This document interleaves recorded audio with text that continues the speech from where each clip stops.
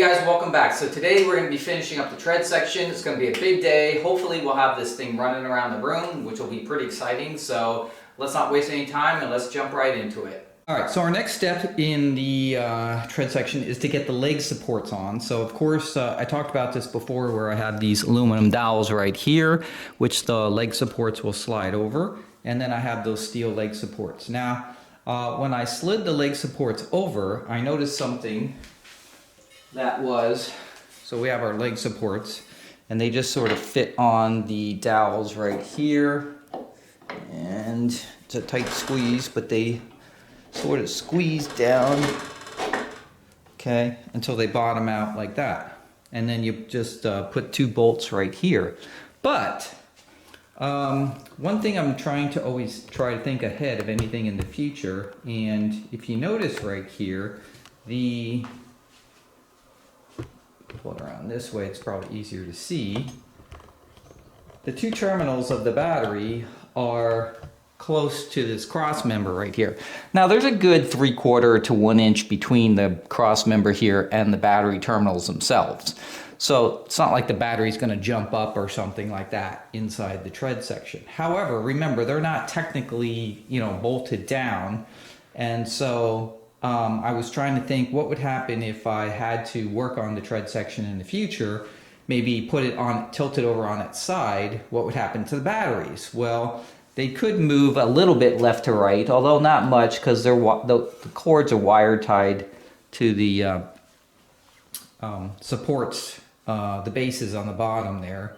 But they could slip out of position and actually, if I laid it on its side, move up. In which case those two terminals right there could technically touch the cross member and then short against each other, and then bad things would ensue.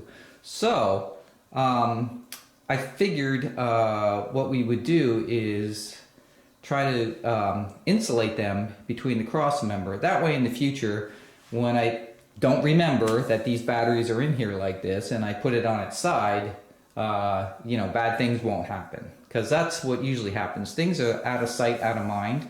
You don't remember, and then you do something and you figure, oh yeah, I forgot the batteries could swing out of position and then short against something. So let me show you what we're going to do. It is, I just went on Amazon and I got these 12 by 12 sheets of recycled rubber, and I think they were $4 a piece or something. And I cut them, and what I did is I cut a sheet down to the width of the top of the battery, or I should say the length of the top of the battery, and then the width. And what I did is I scored them and made it sort of like almost like a U, right? And then I had an extra piece right here that I cut that will go on top here. And what this is going to do is wrap around the battery first of all, it'll wrap around the top of the battery, and then this piece takes up the gap between the cross member and the top of the battery, and it's a little bit higher than, or a little bit thicker I should say, than the gap. So what'll happen is when I push the cross member down, it'll actually compress this a little bit against the top of the battery, and it locks the battery in, can't move at that point. And even if I put it on its side and the battery tried to move up a little bit, there's no place for it to go, one, and two, because it's rubber, anything against rubber, of course, has high friction, right? So you can't really move around. So let me put it in there and show you what it looks like. There it is on here, and you can see the two little sides, they sort of like flip out right here. This actually solves another problem, which is when I put the knees in here, which are silicone rubber, right? This will sort of push out against the edges of it and keep them tight against the opening right there. So this works out for two different reasons. So, and then I'm going to take the supports right here and basically just put them on again.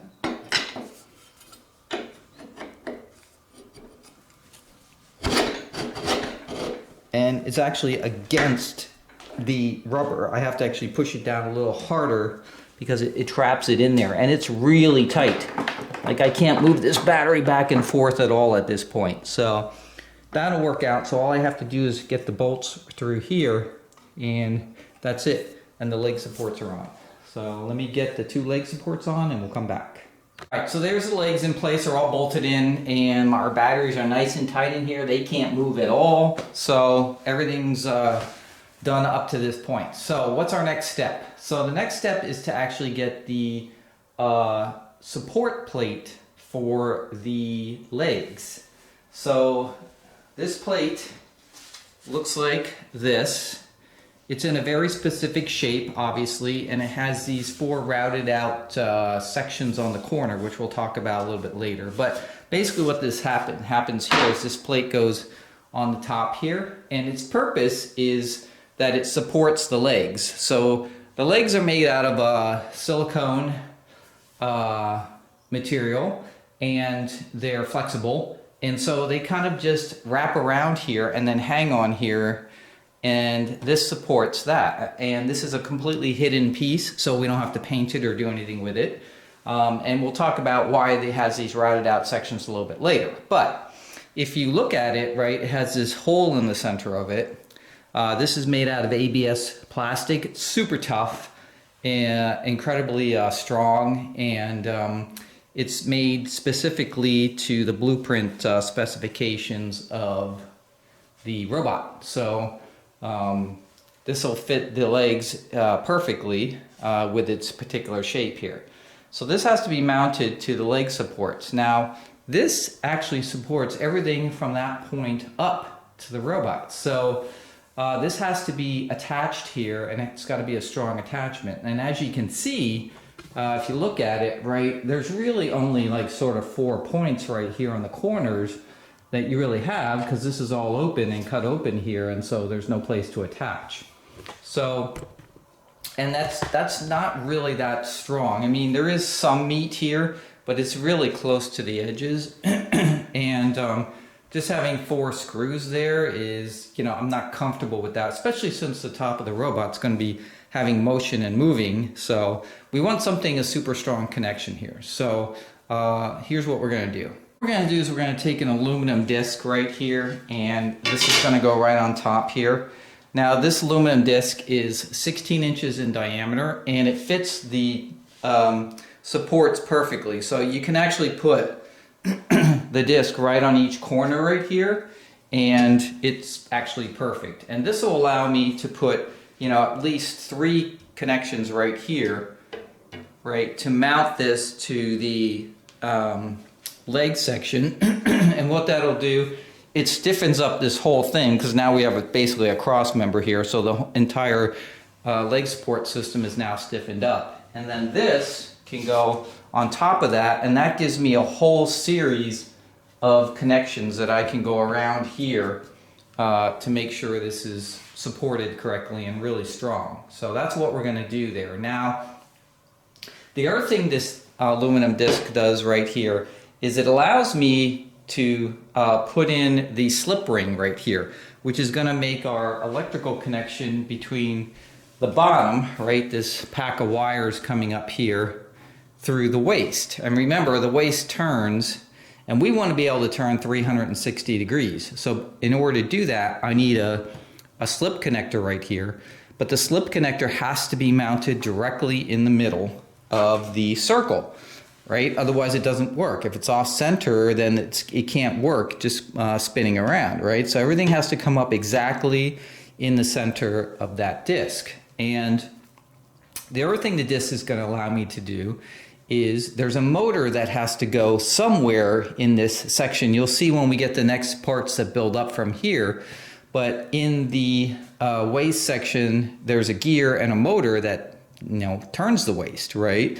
So we need a place to actually mount this motor, and this disc will give us that place to do that.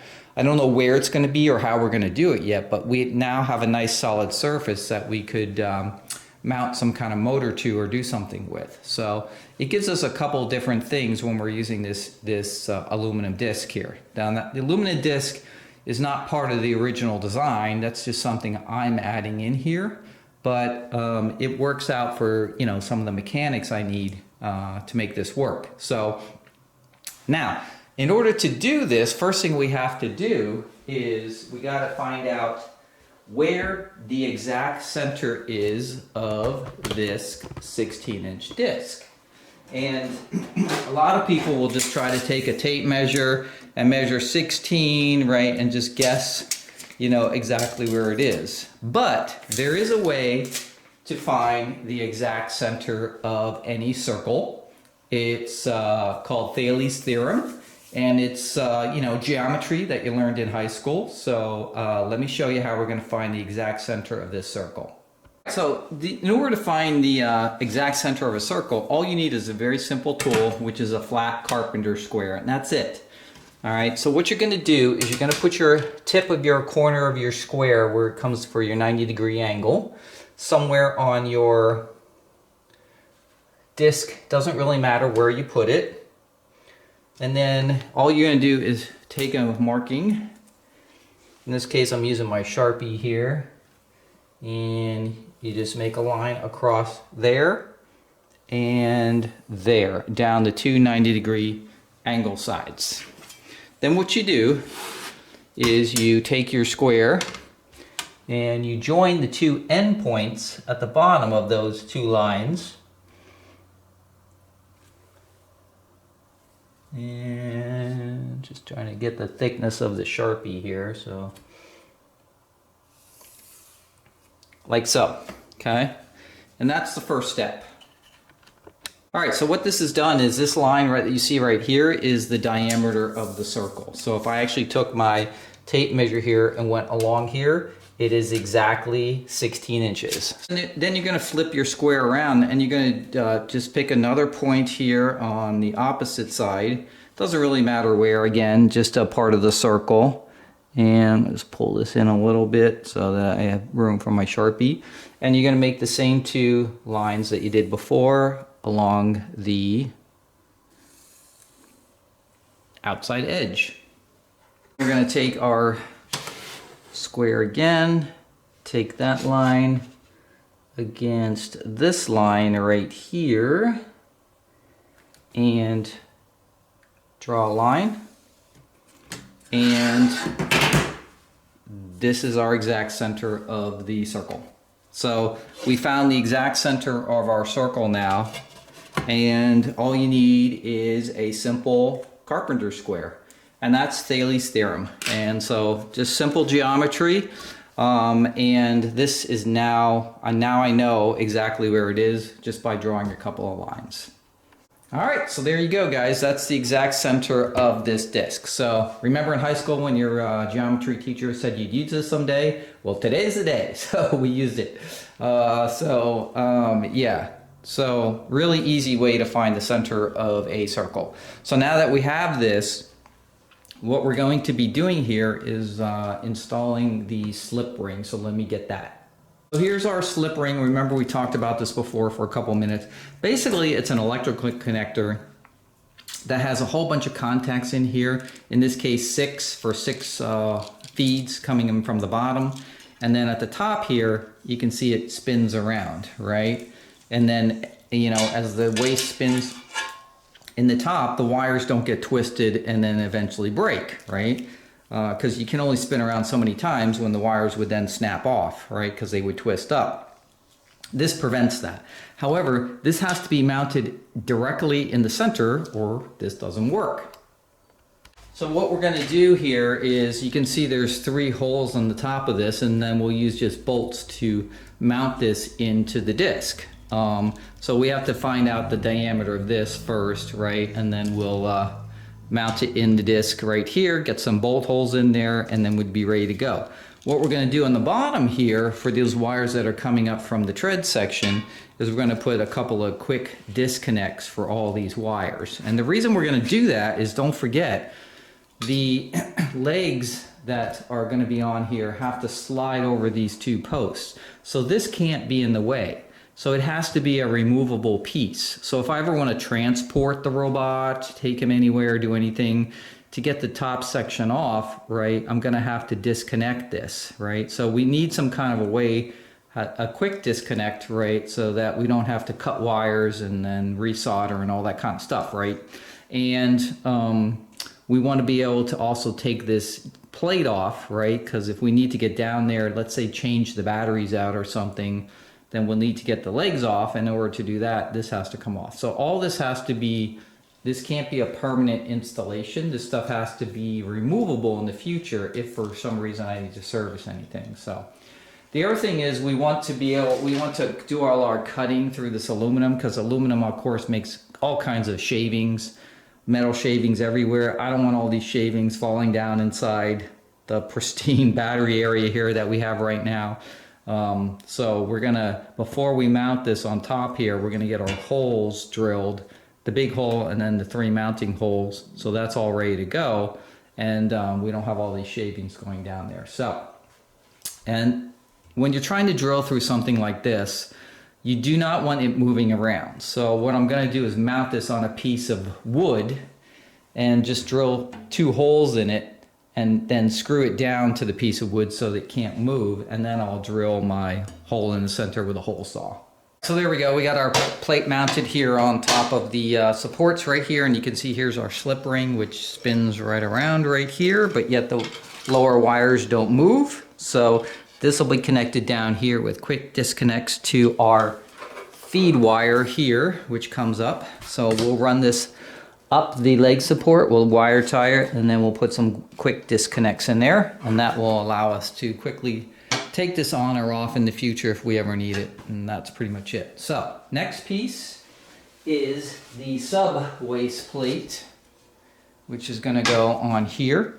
So we just have to get this perfectly centered and straight on the robot, because if this is off, when the legs go on, they will be off center also. So so we want to make this, and what we'll do is this will be permanently mounted to the aluminum plate, and then when we need to take something off, we can just remove the 4 screws for the aluminum plate here, and then both pieces will come off simultaneously. So this will be permanently mounted to the aluminum plate. Once we get it perfectly centered, left, right, front, back, and then, you know, make sure that this indentation right here is exactly down the front on the center line. So this is going to take a little while to get this in the perfect position right here, but once we do that, then we'll know exactly where to go. Now what we could do is use Thales theorem again for the exact same thing right here, and because this is a circle right here, and we would just have to put a piece of cardboard or something in here so we can do the same exact thing and come up with our center line. This will match the center line right here, and that would be the exact center. And then I would know exactly where to put it, this way, that way, and then you know, get it mounted. So that's our next step. And then once we get this mounted, we can do our wiring down here, get our quick disconnects finished. And then, believe it or not, we can actually just throw our electronics up here for a second, and we'll be able to give this a test to see if it actually works. All right, so there we have it. We got the sub waist plate bolted onto our aluminum plate here. Everything is like bolted together now. You can see I have my slip joint up here. I've got 5 connections at the top. I've got them all labeled right here, so I know what they are. And then if we look sort of down below right here, you can see we have some 2 quick disconnects right here. Got one right here for the main power, and I got this little one for the 3 smaller wires for the triggers, and that's pretty much it. So that's all wired up. We got the structure finished. So the next part is to actually test this out, see if everything we've done up to this point is actually going to work. So it's either going to be a great achievement or a colossal failure. It's going to be one of the two, and we're going to find out. So what I'm going to do, just to make this super easy, is I'm going to go over to this test board I made. Since this has everything I need on it, I'll take off the stuff I don't need. I'll take off the top plate, and I'll just lay it on top of the waist plate right here and hook up the 5 wires that we need, and we should be able to ready to actually test it. So let me get that all done and we'll come back. Next piece is to get the side panels on. I'm actually waiting for some hardware to come in that I think will work to be able to mount these on the side and make them easily pop, that you can pop them on and off very quickly. Now, I originally, when I was describing this before, earlier in the previous video, talking about how I didn't want to use these vacuum formed ones just because they were very difficult to cut and all that kind of stuff, right? But I said I was going to do this 3D printed. And I did. I printed all these pieces out. They're about 5.5 hours per piece, and you can see they sort of bolt all together in the back here and everything, and I got them all together. While I was doing this, I decided, because, you know, of course you have seams here. And so I wanted to find out how much prep work I'd have to do on here. If it's just going to be a light sanding and then just quick fill, or if I had to do anything with the seams on the side panels, right? Seems like a pretty good idea. So I had printed some like pieces that I wasn't going to use. So I bolted like 2 pieces together. I took it outside and I sprayed it with the texture, and this is the result. We're bolted together. I unbolted them to save the screws. But so what I did is I took this outside, put it on a piece of cardboard, sprayed it, and left it out there to dry in the hot sun. And as you can see, it completely melted and deformed in the hot sun. So I don't know if you can see that, but this is all completely melted and deformed. It's all curved and everything, right? I don't know if you can see the edges here, but you know, it's pretty bad, right?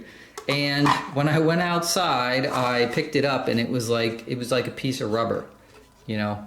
Of course, now it's solidified again, right? But I forgot, you know, sometimes when you're doing things, you completely forget things that you know.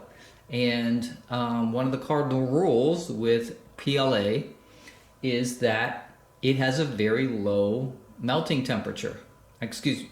So, in other words, you cannot put PLA in the sun. So PLA, anything you're 3D printing with PLA is always something you use indoors.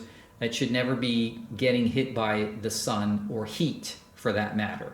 So you would never use a piece that's going to be next to any kind of heat source or get heat blown on it or anything like that. You would never put a PLA piece that you made in the window because the sun will just melt it. So PLA is a great material to print with. It's very easy to print, has pretty good strength, and it's very easy to work with. Problem with it is it has a very low melting temperature, and I forgot about that, and it was like a gooey mess, right? So I'm so glad I tried this first, because I would have been so mad at myself if I had put this whole thing together, taken it outside, you know, I'd done all that prep work, sanding and everything else, and then sprayed it and left it out there, and then it turned into a gooey mess, right? That would have been the worst, especially after printing each one of these pieces 5.5 hours each. I mean, just crazy, right? So if you're going to use PLA on your robot, you got to make sure, one, when you're spraying, painting, whatever, it's got to be indoors, out of the sun, or these things will just deform, right?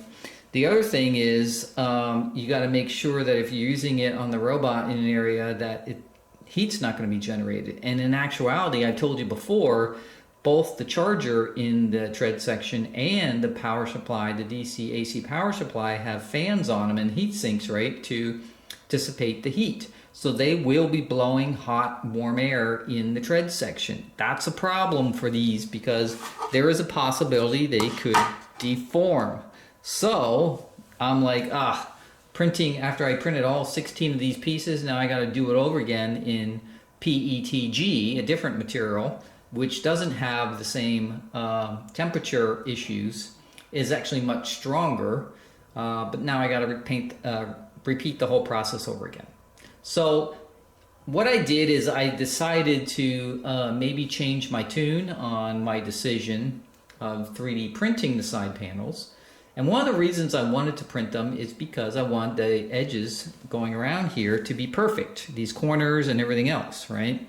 And the problem with the vacuum formed one is, like, I didn't have any kind of template to go by to actually cut along, so then, you know, I was sort of guessing on those, right? Well, then I thought to myself, hey, you just printed a whole side panel and now you have it here. So guess what?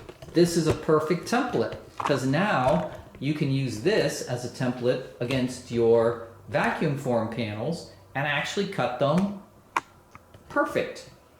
Okay, so that's actually what I did. So I took my two brand new vacuum form panels and I actually just traced it out, and then I basically very carefully, I must have went through, I think I went through like 30 utility blades between the two pieces. Because as the second it got a tiny bit hard to cut, I just got a new blade and it turned out actually really well. So I got these cuts pretty good. Now they need a little bit, there's a little bit of sanding that you do. So I can, like you can see right here, if I look really close, I don't know if you can see it really close, it's sticking out just a hair right there, right? But this I can sand around now because I've got the main shape perfect like I want it. And I will just hand sand these all the way around to make them, you know, perfect and fit the sides here, right? And what's nice about these is they're lightweight. So they will not cut down on weight because, you know, anything I add to the robot makes more weight. And so I'm trying to cut down as much weight as I can. So these are better. And I'm going to be able to use what I think when I get my hardware that comes in, a fastening system that's going to make these pop on and off really easy. So the other issue with the 3D printed one was, I didn't realize this, but, and it's not like it's not fixable, but on the top edge of each of the pieces of print, there's an extra sort of line. So let me go grab one of the pieces here.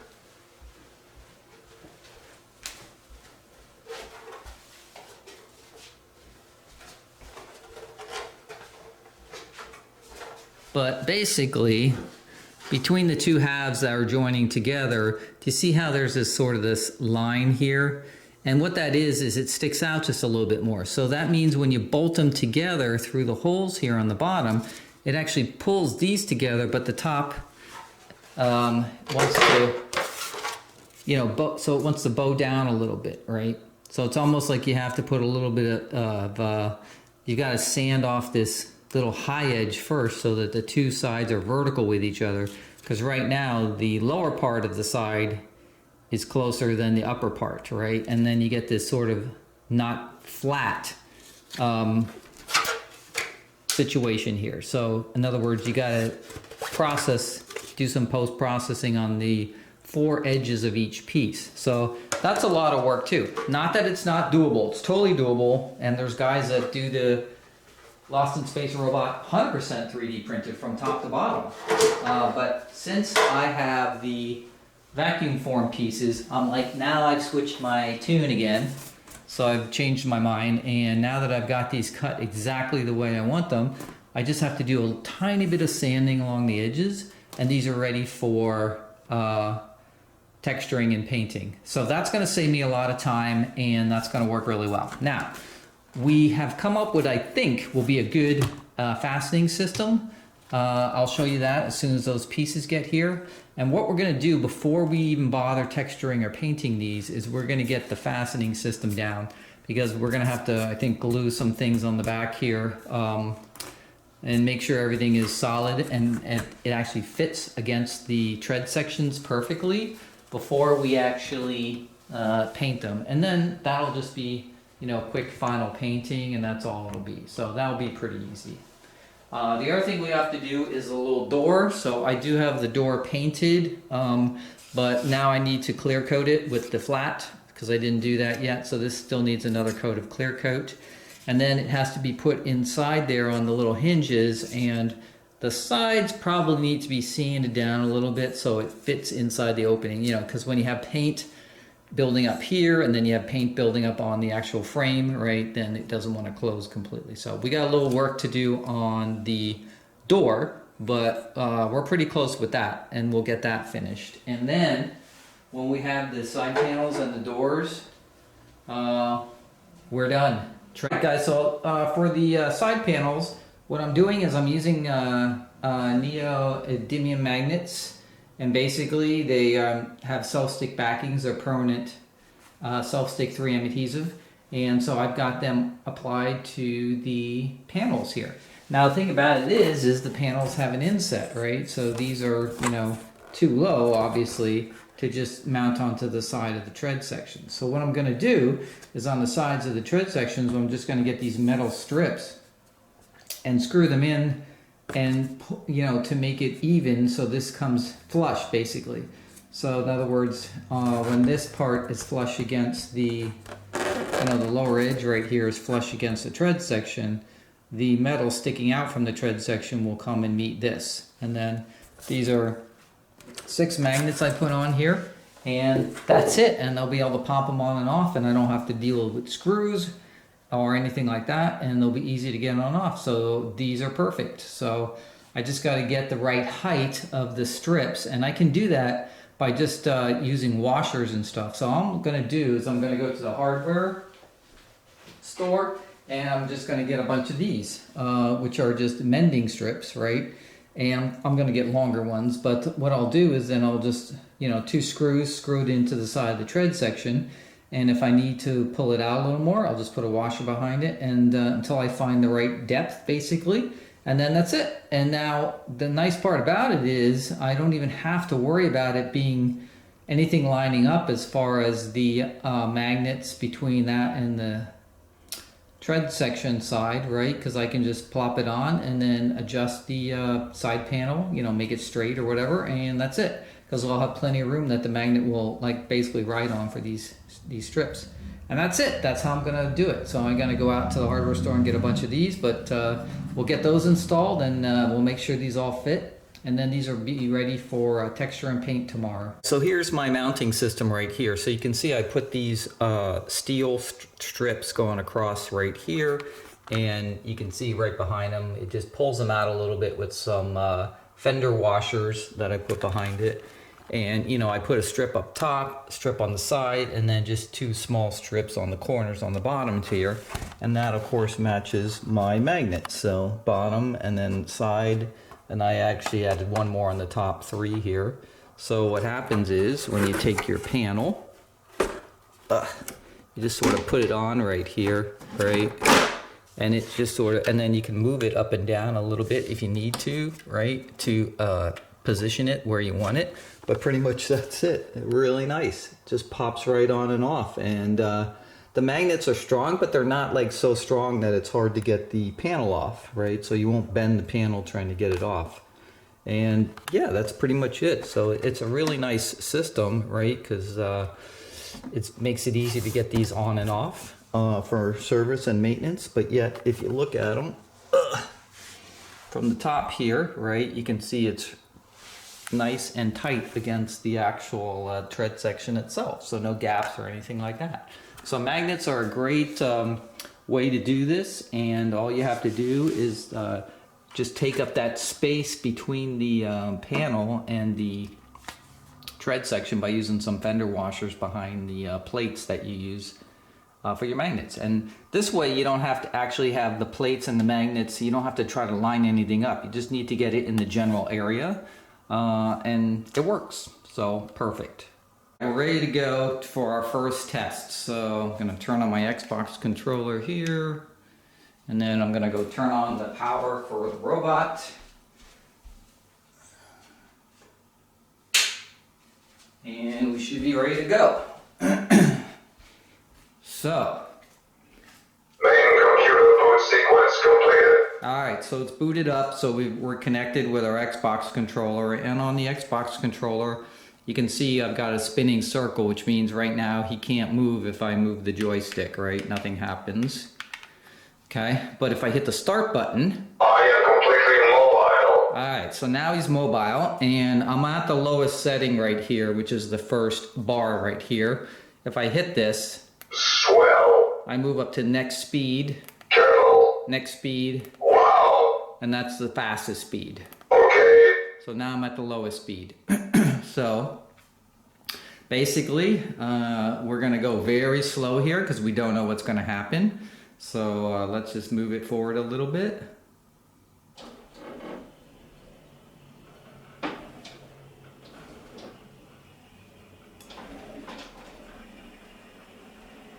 Wow, it's actually working.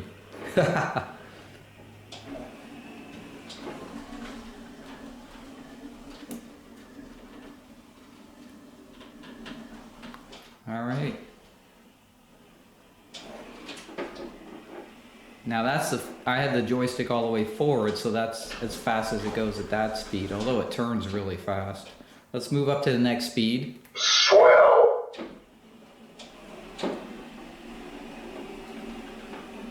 Moves a lot faster.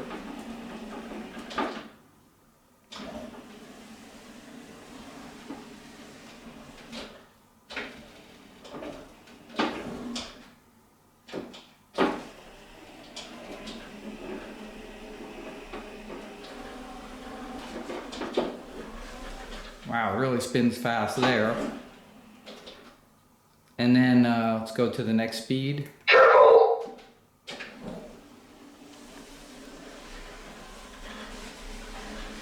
That really moves faster right there.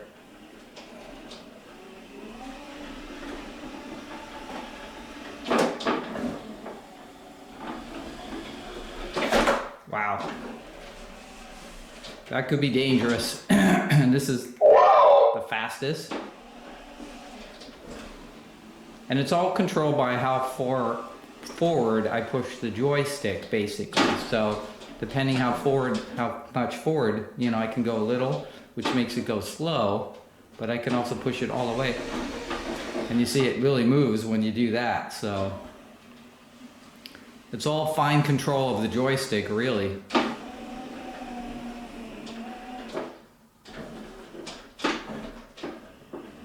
But it actually works, guys. You gotta be careful of the board on the top there, but you can see I can spin around in a circle if I want to, which is awesome.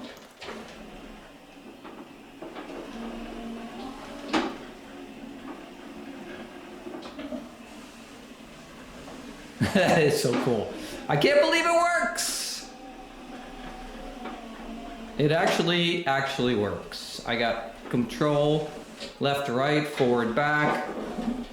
That's awesome.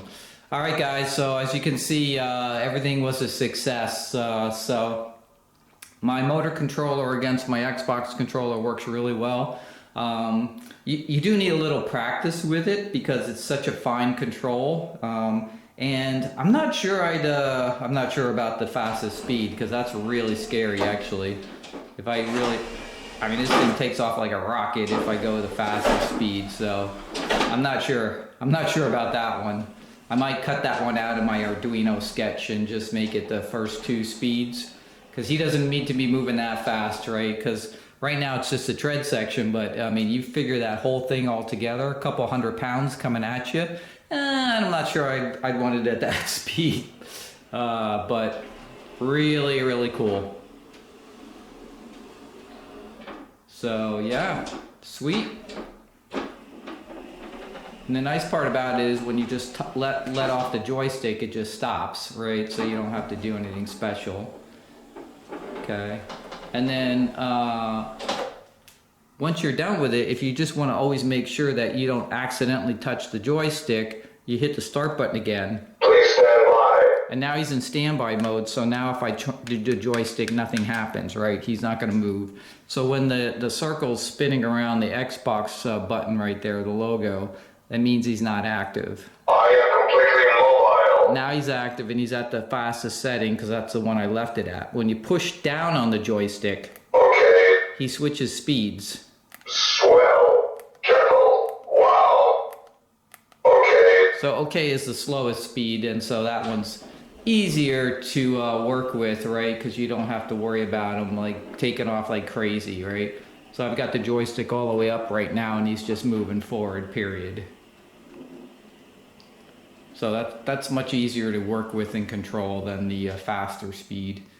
So, and this is all controlled in the Arduino sketch, which we'll get to later because some of the fun I'm gonna have with this project is basically kind of doing the whole software programming at the end. But we gotta get the build done first, obviously, right? You gotta have something to build.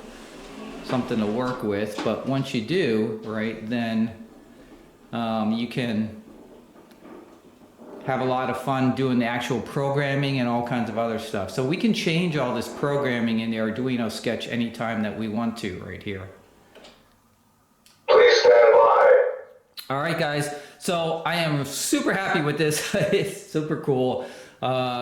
Full-size robot, which is going to be, God only knows, 7 feet tall or something like that, right? It'll be taller than me. And totally controllable with a simple wireless Xbox controller, Xbox 360 controller. So really, really cool. All right, guys, well, that's going to be it for the tread section. Everything worked out really well, and I'm really happy with the final results. So stay tuned for the next episode. We'll talk about the legs, and that's finish up the waist at the same time. And then we'll be halfway through the robot. So as always, make sure to subscribe, hit that like button, put your comments down below about this video, and I'll see you on the next video. Peace, guys.